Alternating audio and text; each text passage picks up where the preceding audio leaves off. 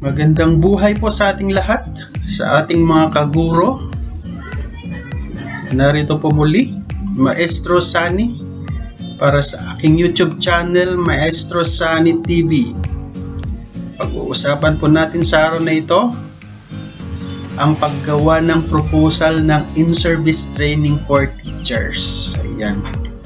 Para sa kaalaman po ng lahat, especially po ng mga Teacher 3, kung kayo po ay naatasan na mamuno or maging coordinator ng in-service training for teachers, ito po yung mga kailangan nating ihanda para po ang ating in-service training ay magamit ninyo for promotion.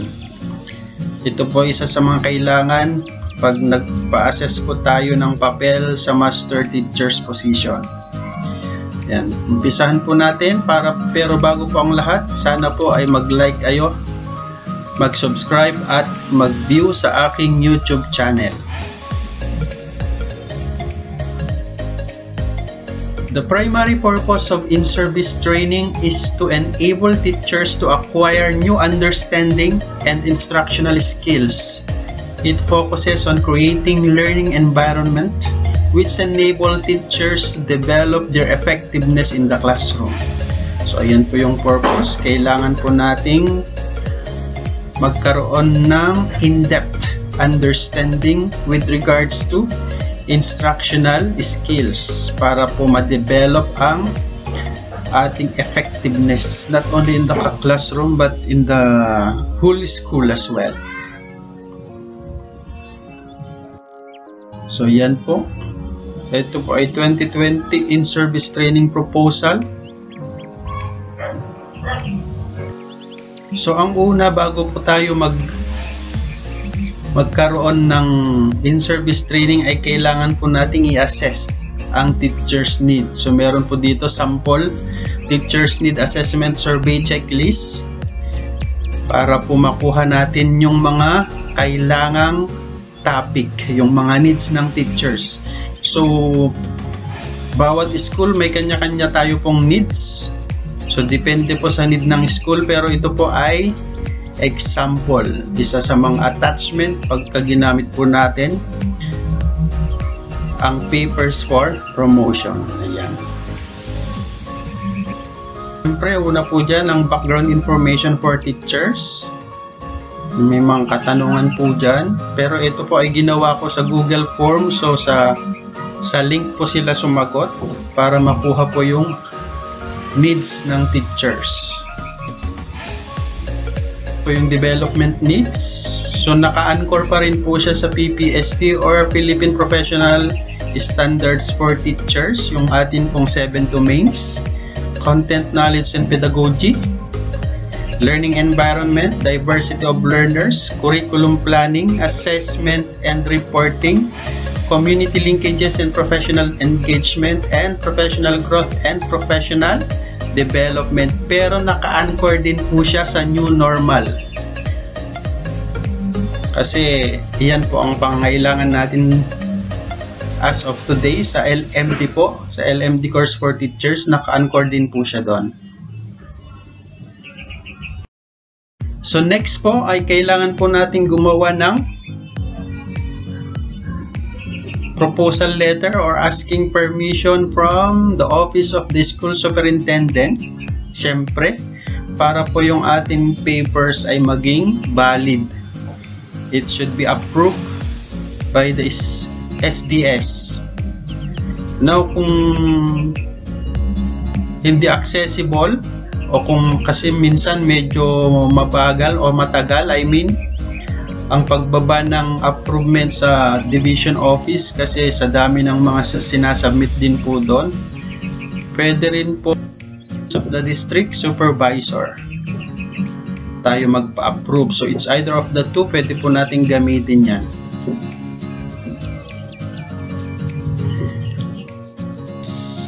Siyempre, yung school memorandum kailangan. So yan po 2020 virtual. So siyempre nasa new normal po tayo and we are still in the pandemic, so kailangan walang face to face, so kailangan virtual po siya. So Ayan po ang ating sample ng school memorandum.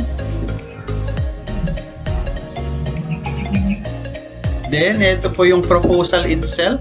So, syempre, may title siya, KBS Virtual In-Service Training on Adapting to the New Normal and Improvement of Delivery of Basic Education. So, purpose. The purpose of the training is to initiate the process of improvement in school and staff, particularly in adapting to the new normal and managing change, conduct workshop in instructional material development, weekly home learning plan, and individual learners progress report preparation. So yun po yung pinaka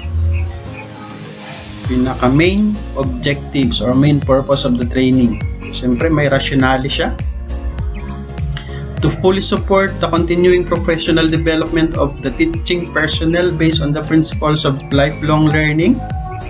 To aid teachers in the construction of new knowledge about instruction as well as revisiting traditional belief and assumption about education, community teaching and learning, and systematically use appropriate strategies for delivering and assessing the learning objectives targeted for each lesson.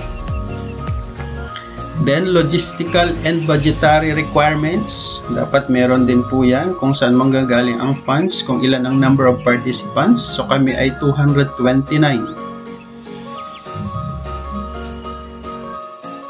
Then, the inset management team and staffing. Siyempre, as the inset coordinator, it is your responsibility to identify the training needs. Yun na nga yung ginawa natin kanina. Coordinate with the resource speaker. Craft the training matrix. Prepare the program and the certificate of attendance. Monitor the smooth implementation of inset. Then delegate and assign tasks to the target person. Ganito.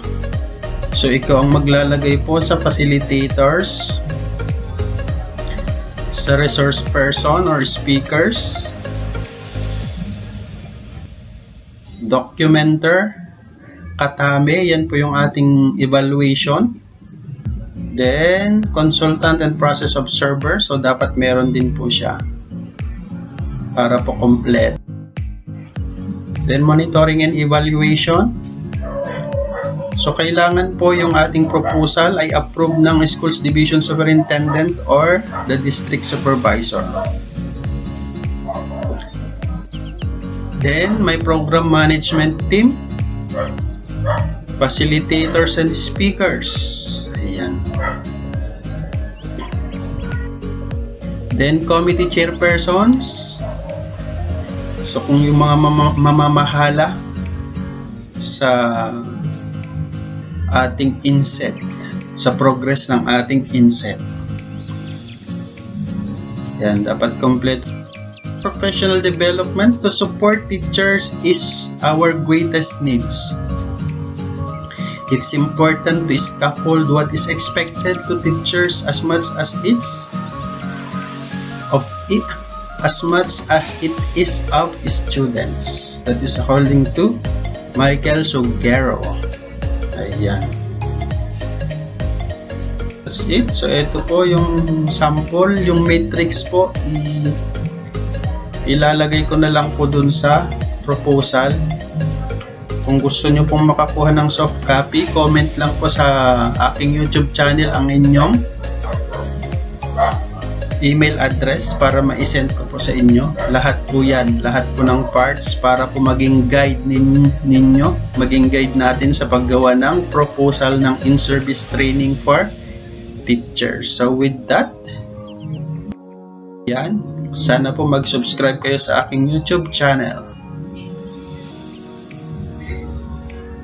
Yan, salamat po sa inyong lahat.